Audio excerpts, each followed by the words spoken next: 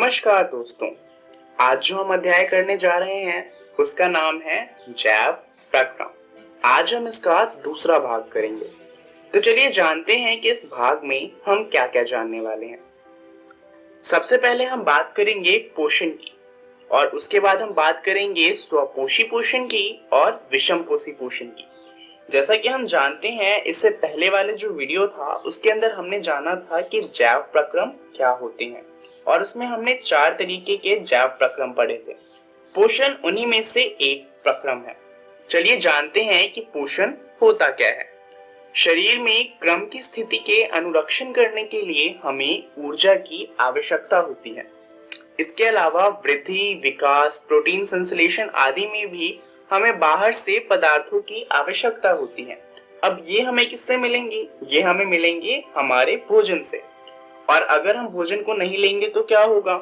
हमारे शरीर की वृद्धि, विकास और प्रोटीन संश्लेषण या फिर जो भी चीजें हैं वो होना रुक जाएंगी और उससे क्या होगा? हमारे शरीर में जितनी भी कोशिकाएं हैं वो सारी की सारी मर जाएंगी और इसी से हमारा जो शरीर होगा वो भी मर जाएगा।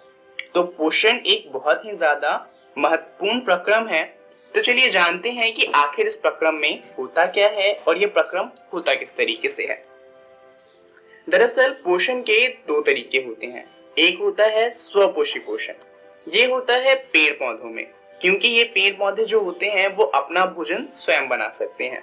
स्वपोषी पोषण का मतलब ही होता है कि जो अपना भोजन स्वयं बना सके। दूसरा होता है विषमपोषी पोषण।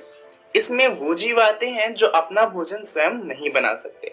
तो ये क्या करते हैं? ये स्वपोषी पोषण वाले जो भी जीव होते हैं या तो उन्हें खाते हैं या फिर किसी और दूसरे जीव को खाते हैं अपने भोजन को प्राप्त करने के लिए। तो चलिए जानते हैं स्वपोषी पोषण के बारे में। दरअसल जितने भी हरे पौधे होते हैं वो स्वपोषी होते हैं।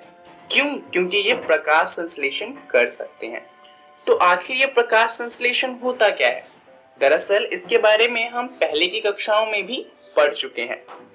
अकार्बनिक यौगिकों से भोजन बनाने की प्रक्रिया को कहा जाता है प्रकाश संश्लेषण। तो चलिए जानते हैं कि आखिर ये होता कैसे है। दरअसल प्रकाश संश्लेषण की कुछ आवश्यकताएं होती हैं, जैसे कि इसे प्रकाश ऊर्जा चाहिए होती है। उसके अलावा प्रकाश संश्लेषण के लिए हमें क्लोरोफिल चाहिए होता है, कार्बन डाइऑक्साइड चाहिए होता है और जल चाहिए होता है। इस प्रक्रिया के दौरान जो ऑक्सीजन गैस होती है उसे एक उप उत्पाद के रूप में निष्कासित किया जाता है। प्रकाश तो हमें सूर्य से मिल जाएगा और जल की बात करें तो पौधों को जल जड़ों की मदद से मिल जाता है। तो बात आती है क्लोरोफिल की और कार्बन डाइऑक्साइड की। चलिए जानते हैं पौधों के पास ये कहां से आते हैं। दरअसल अगर हम कार्बन डाइऑक्साइड की बात करें तो पत्तियों की सतह पर सूक्ष्म छिद्र होते हैं जिन्हें कहा जाता है रंध्र। अब ये जो छिद्र होते हैं प्रकाश संश्लेषण के लिए गैसों का अधिकांश आदान प्रदान इन्हीं छिद्रों के द्वारा होता है। दरअसल होता क्या है कि इन छिद्रों के आसपास होते हैं गार्ड सेल। गार्ड सेल में क्या होता है कि जब इनमें पानी जाता है तो ये फूल जाते हैं और ये ओपन हो जाते हैं, जिससे जो गैस होती है वो अंदर जा सकती है और बाहर आ सकती है। परंतु जब इन गार्ड सेल से पानी निकाल लिया जाता है तो ये सिकुड़ जाते हैं और जो छिद्र होता है वो बंद हो जाता है। तो इस तरीके से जो पौधे होते हैं उनके पास कार्बन डाइऑक्साइड गैस आती है। पत्तियों में क्लोरोप्लास्ट होता है जिसमें क्लोरोफिल होता है।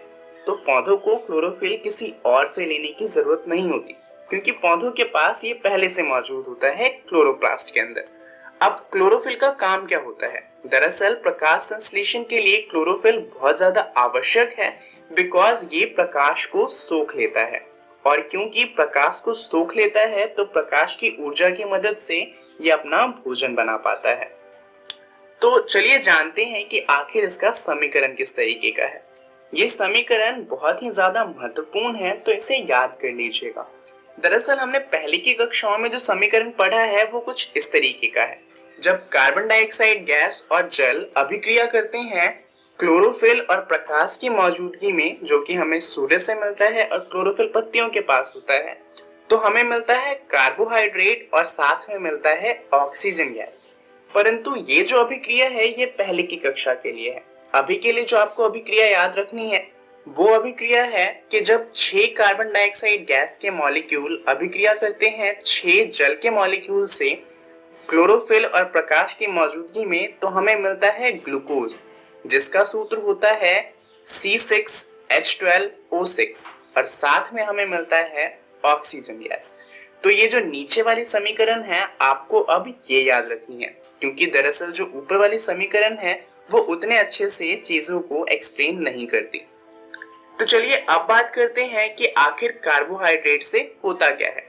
दरअसल ये जो कार्बोहाइड्रेट हमें इस अभिक्रिया से मिलता है ये पौधों को ऊर्जा प्रदान करने में प्रयुक्त हो जाता है, परंतु जो पौधे होते हैं वो सारा कार्बोहाइड्रेट एक ही बार में इस्तेमाल नहीं कर लेते। दरअसल वो कुछ कार्बोहाइड्रेट को इकट्ठा करके भी रख लेते हैं, क्योंकि हम जानते हैं कि रात के समय प्रकाश संश्लेषण नहीं हो सकता, परंतु पौधों को ऊर्जा तो रात के समय भी चाहिए। तो जो कार्बोहाइड्रेट तुरंत प्रयुक्त नहीं होते हैं उन्हें मंड यानी कि स्टार्च के रूप में संचित कर लिया जाता है। इसी तरीके से जो हमारा शरीर है, हमारे शरीर में भी जो ऊर्जा इस्तेमाल नहीं होती उसे इकट्ठा किया जाता है ग्लाइकोजन के रूप में। चलिए अब बात करते हैं विषमपोषी जीवों के बारे में कि आखिर विषमपोषी जो पोषण होता है वो किस तरीके से होता है। विषमपोषी जीव स्वपोषी जीव पर प्रत्यक्ष या अप्रत्यक्ष रूप से निर्भर करता है। अब ये एक बहुत बड़ी बात है, क्योंकि इसका मतलब ये है कि अगर स्वपोषी जीव खत्म हो जाते हैं तो जो विषमपोषी जीव है वो भी खत्म हो जाएंगे, क्योंकि वो प्रत्यक्ष या अप्रत्यक्ष रूप से स्वपोषी जीव पर निर्भर करते हैं। इसका मतलब ये है कि अगर पृथ्वी से सारे पेड़ हटा दिए जाएं तो इस पृथ्वी पर जितना भी जीवन है वो सारा का सारा खत्म हो जाएगा। अब हम ये तो जानते हैं कि हम पौधों से अपना खाना प्राप्त करते हैं, जैसे कि चावल, गेहूं, ये सब हमें पौधों से मिलता है। पर कोई कह सकता है कि हम तो बकरियों को भी खाते हैं, पर बकरियों तो पौधों पे नहीं उगती, इसका मतलब हम बकरियों को खाकर जीवित रह सकते हैं। परंतु देखा जाए तो बकरियां क्या खाती हैं? बकरियां घास को खाती हैं। तो हम किसी भी चीज को खाएं वो या तो हम सीधा पौधों से लेंगे या हो सकता है हम किसी और जीव को खाएं जो उन्हें पौधों से ले रहा हो।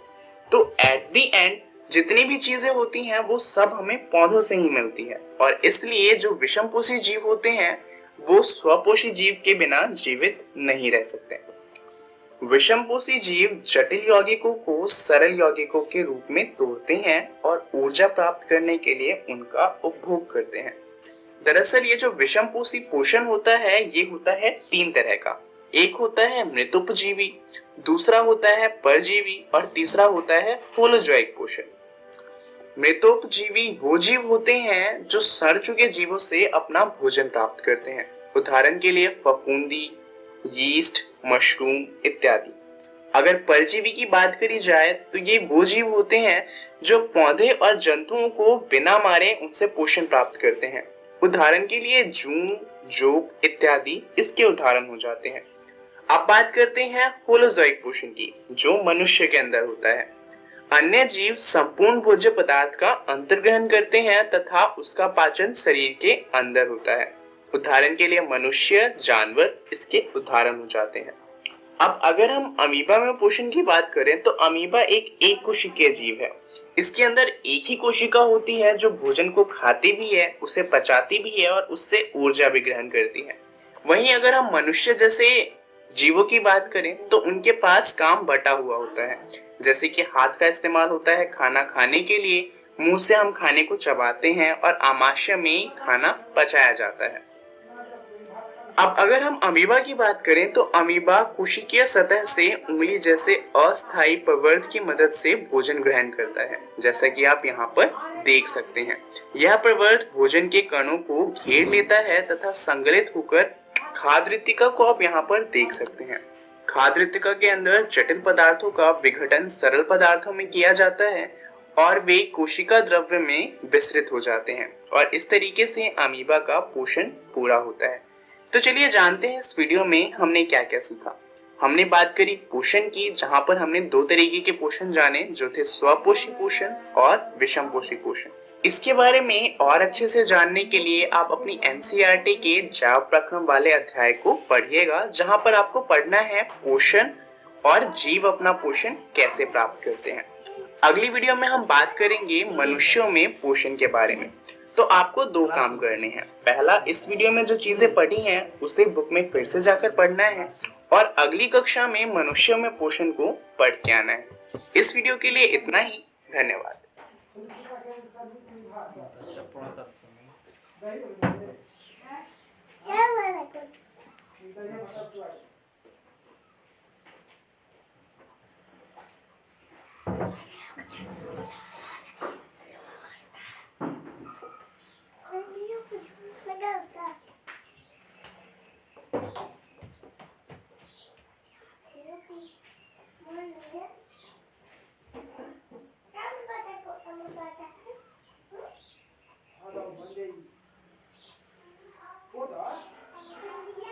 कोरोना वायरस जैसी महामारी से बचाव के लिए देश भर में लॉकडाउन है। बच्चों को सुरक्षित रखने के